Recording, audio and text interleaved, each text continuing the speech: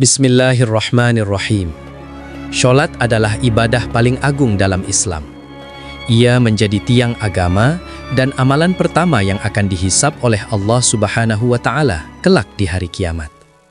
Karena itu, setiap syarat dan adab dalam sholat tidak boleh kita anggap sepele, termasuk dalam urusan pakaian sholat, khususnya mukena bagi kaum wanita. Banyak muslimah yang mengira selama memakai mukena, maka sholatnya pasti sah. Padahal, tidak semua mukena memenuhi syarat syar'i. Ada beberapa jenis mukena yang dilarang atau tidak memenuhi syarat sholat, sehingga bisa membuat sholat menjadi tidak sah tanpa disadari. Dalam video ini, mari kita bahas dengan perlahan dan penuh kehati-hatian 7 mukena yang dilarang untuk sholat menurut Islam, agar ibadah kita benar-benar diterima oleh Allah Subhanahu wa Ta'ala. 1. Mukena yang transparan atau tembus pandang. Mukena yang tipis hingga memperlihatkan warna kulit atau lekuk tubuh tidak sah digunakan untuk sholat. Rasulullah Shallallahu Alaihi Wasallam bersabda, Allah tidak menerima sholat wanita yang sudah balik kecuali dengan menutup aurat. Hadis riwayat Abu Dawud dan Tirmizi.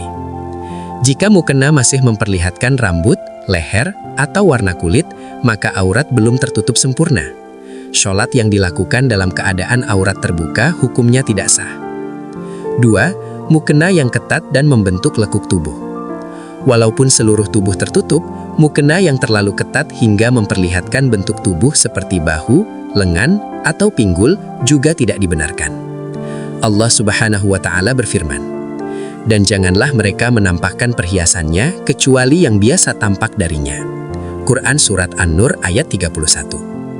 Mukena seharusnya longgar, jatuh, dan tidak menampakkan bentuk tubuh. Karena tujuan menutup aurat bukan hanya menutup kulit, tetapi juga menutup bentuk tubuh. 3. Mukena dengan gambar makhluk bernyawa. Mukena yang bergambar manusia, hewan, atau wajah makhluk bernyawa termasuk yang dilarang, karena bisa mengganggu kekhusyukan syalat. Rasulullah Shallallahu Alaihi Wasallam bersabda, sesungguhnya malaikat tidak masuk ke rumah yang di dalamnya terdapat gambar. Hadis riwayat Bukhari dan Muslim. Jika malaikat rahmat enggan masuk, bagaimana mungkin kita berharap sholat kita dipenuhi keberkahan? 4. Mukena dengan hiasan berlebihan yang melalaikan. Mukena dengan payat mencolok, motif terlalu ramai, atau warna yang sangat menyilaukan dapat mengganggu kekhusyukan, baik bagi diri sendiri maupun orang lain. Rasulullah Shallallahu Alaihi Wasallam pernah menegur sahabat karena pakaian yang melalaikan dalam sholat. Beliau bersabda, sesungguhnya sholat itu adalah munajat antara seorang hamba dengan Robnya. Hadis riwayat Ahmad. Mukena seharusnya membantu hati untuk tunduk, bukan justru mengundang lalai. 5. Mukena yang najis atau tidak suci. Mukena yang terkena najis seperti darah haid, air kencing, atau najis lainnya tidak boleh digunakan sholat sebelum disucikan. Allah Ta'ala berfirman, dan pakaianmu maka bersihkanlah. Quran Surat Al-Mudathir ayat 4. Kesucian pakaian adalah syarat sah sholat. Banyak yang meremehkan hal ini karena tidak terlihat, padahal dampaknya besar. 6. Mukena yang menyerupai pakaian laki-laki atau orang kafir. Mukena yang menyerupai pakaian khas laki-laki atau menyerupai pakaian ibadah agama lain juga tidak dibenarkan. Rasulullah Shallallahu Alaihi Wasallam bersabda, Allah melaknat laki-laki yang menyerupai wanita dan wanita yang menyerupai laki-laki. Hadis riwayat Bukhari. Mukena adalah simbol ibadah.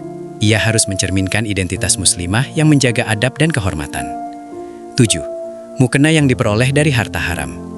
Mukena yang dibeli dari hasil korupsi, riba, menipu, atau harta yang tidak halal juga termasuk penghalang diterimanya sholat.